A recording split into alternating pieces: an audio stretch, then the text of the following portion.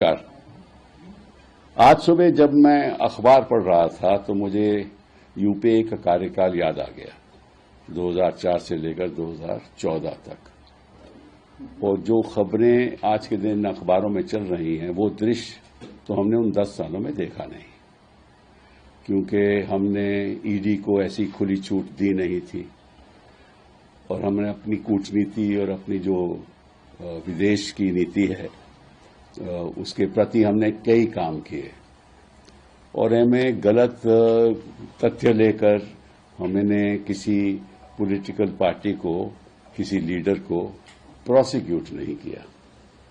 तो शुरुआत करते हैं पश्चिम बंगाल से।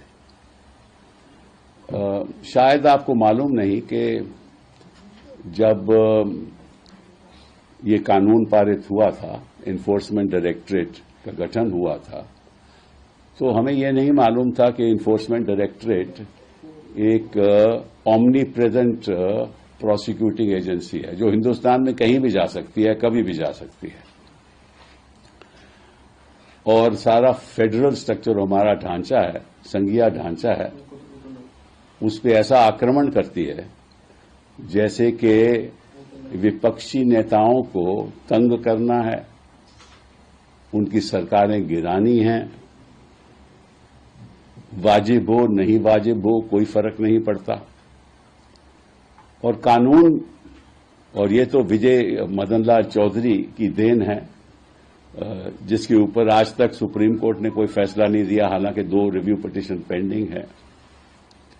अब हो क्या रहा है कि किसी जगह भी कोई एफआईआर हो जाए, फर्स्ट इंफॉर्मेशन रिपोर्ट हो जाए, तो वहां ईडी पहुंच जाती है,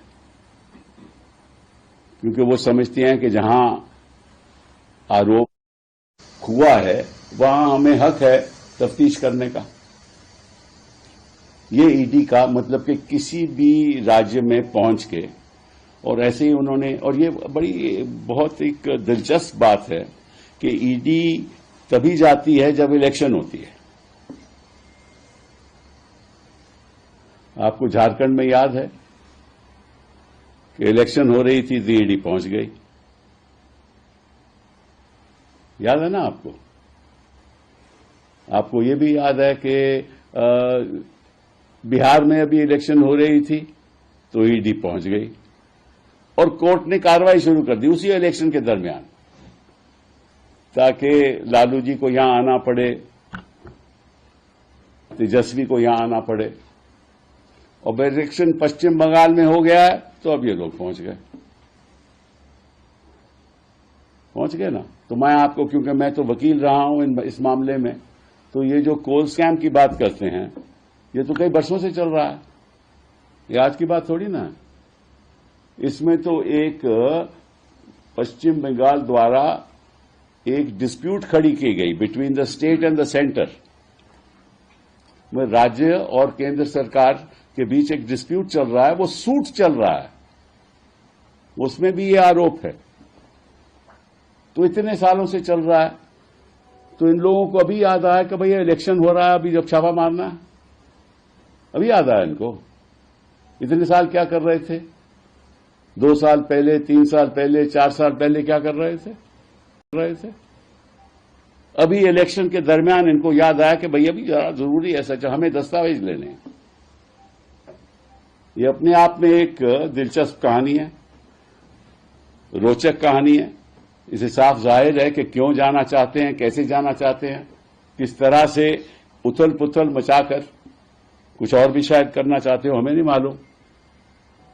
इनका रवैया, इनकी सोच, इनकी मंशा, वो तो साफ जाहिर है कि किसी तरीके से पश्चिम बंगाल में जहां ये जीत नहीं सकते वहां किसी तरीके से भी ममता को और टीएमसी को तंग करो, ये तो साफ जाहिर है। मैं एक और सवाल पूछना चाहता हूं आपके द्वारा, वो ईडी से पूछना चाहता हूं कि चलिए आपने कहा कि यहां कोल स्कैम का कोई कागज होंगे, कोई दस्तावेज होंगे, मान लिया, चलिए, तो फिर आपको सारी फाइलें तो नहीं आप ले जा सकते, फिर आप उसी फाइल को ले जाओगे ना जहां कोल स्कैम की बात हो। तो ये किसको हक है कि आप कहीं पहुंच जाओ और सारी फाइलें उठा लो? ये तो कोई हक नहीं ना किसी को बनता, किसी भी प्रोसिक्यूटिंग एजेंसी से हक नहीं बनता ना। कोई आपके घर में आए और ये तफ्तीश करने आए कि साहब ऐसे आपके यहां सुना है कि कैश है, मान एक उदाहरण के तौर पे कहता हूं, तो कैश के अलावा वो सारी फाइलें ले जाएं, कंप्यूटर ले जाएं, ये तो हक नहीं बनता ना। तो कैश को ही देखेंगे ना, और कैश मिलेगा तो ले जाएं, पर वो कंप्यूटर भी ले जाएंगे, आपकी रिटर्न्स भी ले जाएंगे, फिर आपसे सवाल पूछने लगेंगे। आप कैश ना मिला ना तो जो भी मिलेगा उस पर सवाल शुरू हो जाएगा, उस पर तफ्तीश शुरू हो जाएगी। मतलब कि एक ईडी ऐसा एक ऑमनी प्रेजेंट, जैसे भगवान होता है ना, भगवान हर जगह मौजूद होता है, तो ईडी इस सरकार का भगवान है, जब चाहें कहीं भी जा सकता है, हर जगह मौजूद है और कुछ भी कर सकता है। सीबीआई भी वैसा ही है, इसमें कोई अंतर नहीं है। अगर सीबीआई पहुंचती है पश्चिम बंगाल, वही नजरिया है, तो चाहे ईडी हो चाहे सीबीआई हो, बात तो वही है। अब दूसरी बात आ गई कि आपने ये सर्च की, कहां की? आईपैक। अब सभी जानते हैं कि आईपैक तो उनकी जो सारा जो इलेक्शन है संभाल रही है, सब जानते हैं, लिखित रूप में इनको सभी को मालूम है। तो आईपैक जाने के लिए पीछे वजह क्या थी? कोल स्कैम।